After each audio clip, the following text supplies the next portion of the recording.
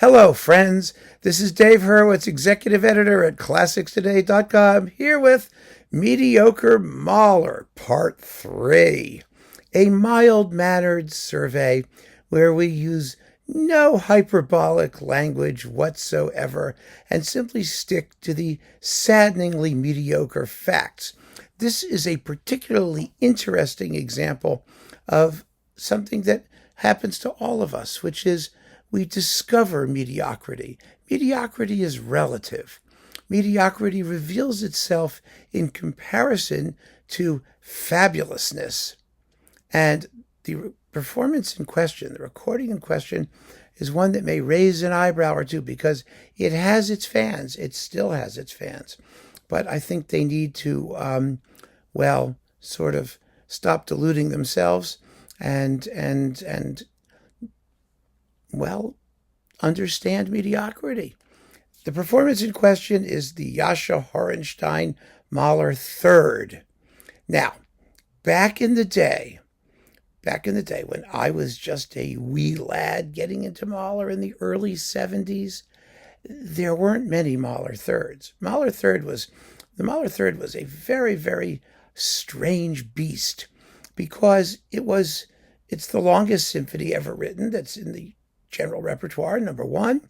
And number two, it had very, very few recordings for that reason. Mahler was still kind of terra incognita for most music lovers. And the only versions available that were readily available, for me anyway, in the US of A, were the Bernstein on Sony and the Jascha Horenstein, this one. And there was also the Schulte one on London, which was Decca. Now, that was in the town library, and I listened to it, and I can't say I hated it, because hate is a strong term. We don't use pejorative language, hyperbolically pejorative language in this series. I rub my hands whenever I think of that, No, it was distasteful. It bored me. It was dull. It really was. It was a little dull. So much for Schulte. Now, the Bernstein was amazing, and it still is. It's still possibly the reference recording for the Mahler Third. And the Horenstein had an enormous fan base. It was available inexpensively, so it was the first one I got on Nonsuch, and it was the performance I imprinted on. It was available on Nonsuch, and there were some very exciting things about it. It had forwardly balanced timpani and winds. The strings were sort of off somewhere, which was fine with me. It had the best tam-tam crash at the end of the first movement you've ever heard in your life, which I thought was just incredibly thrilling. It was originally recorded for Unicorn, which later became Unicorn Kanchana after the owner of the label's daughter. But no, it's Unicorn. And so I had the Horenstein as the model for what the Mahler Third should sound like. But then I got the Bernstein, and it was very, very different. So much more eruptive. I mean, so much more contrasty, which made entirely different sense out of that long 30-some-odd minute first movement. The tempo was just about identical. But what happened in the middle, in between the beginning and the end, was quite different. And why? Why did Horenstein eventually impress me as mediocre? Well, after the Bernstein, there were several other very fine recordings, including Kubelik's and Heitinck's and other people like that. And you began to sense that maybe Horenstein simply wasn't doing what the music wanted him to do. And I mean this very specifically because Horenstein had a real problem, in his conducting, especially his later conducting, which was a total inability to change tempos within a movement. He would pick a tempo and stick to it metronomically all the way through, which is fine if you're doing like a Brandenburg concerto or something, which is in one tempo all the way through. But Mahler's movements don't do that. Mahler's movements have many changes within a movement. And the Horenstein fans were telling me, I was reading about this, of course. In those days, you read about it in like magazines. You didn't have like internet. But they were saying things like, well, Horenstein has structural integrity because of his steadiness of tempo.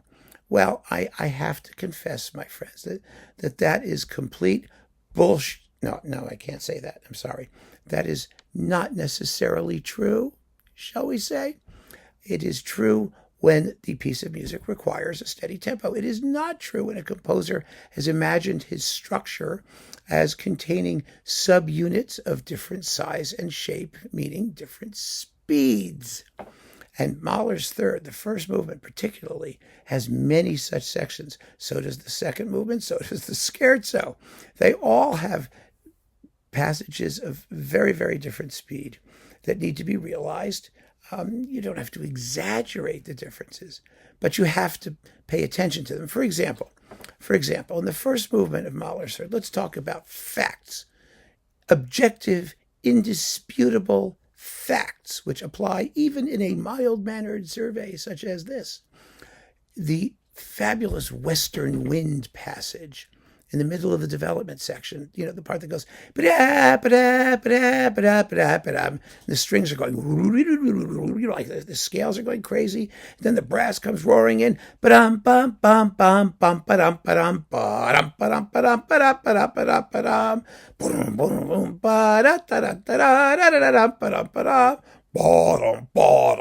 that stuff's going on.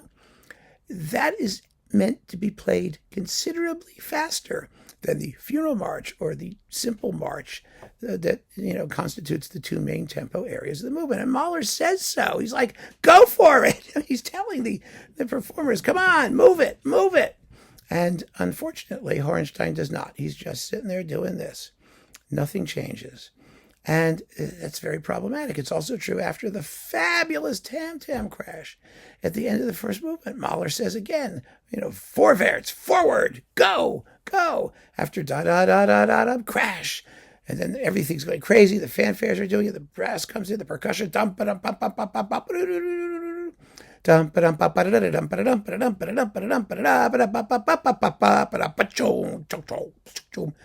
of that movement is supposed to be just blazing with excitement.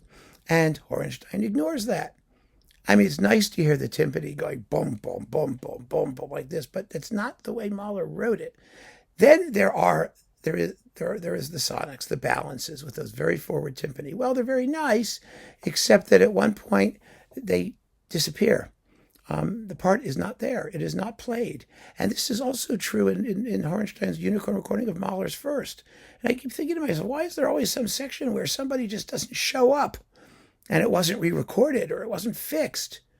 In Horenstein's case, it's at the great recapitulation of the march at the very end, just before the coda. Bum, ba, da, da, da, da, bum. That business. And the timpani are going boom, boom, boom, and then dum, boom, boom. You've got two sets of timpani. And, Mahler writes it so that, the different notes that he needs are available from one or the other sets. And one of them is just missing. I mean, there's no accounting for that. And then there's that same rigidity of tempo in the next two movements. And so that performance eventually became less and less appealing. I found myself listening to it less and less frequently. And I realized, after hearing all of the competition in the ensuing years, a lot of which was absolutely bad. Don't get me wrong, there's a lot that's considerably worse than the Horenstein recording. It became obvious to me that this performance was simply mediocre. Despite my initial enthusiasm for it, despite the fact that it wasn't a bad introduction to the Mahler Third Symphony, it was a good introduction to the Mahler Third Symphony. It does tell you what the symphony is supposed to do. The last movement is quite lovely. The singing, I think it's Norma Burroughs is the alto, is very good. In the Midnight Song, the choral bits are nicely done, although they lack the sparkle and tinsely quality the music ideally should have. But it's okay. It was all okay. And that was what I was left with, a version of Mahler's Third that was just okay. And the whole point of this series is to try and inculcate in all of us the idea that okay isn't okay. It's not okay at all. We need to have stupendous. And the Horenstein Mahler third is not stupendous. So there you have it, my friends. Another mild-mannered survey of mediocre Mahler. Keep on listening, my friends, but try and find the stupendous. Take care.